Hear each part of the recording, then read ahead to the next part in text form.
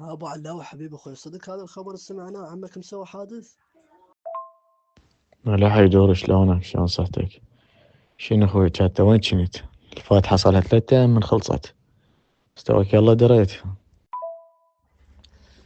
خويا والله العظيم ملتهي بالدوام، واليوم نزلت امي قالت لي.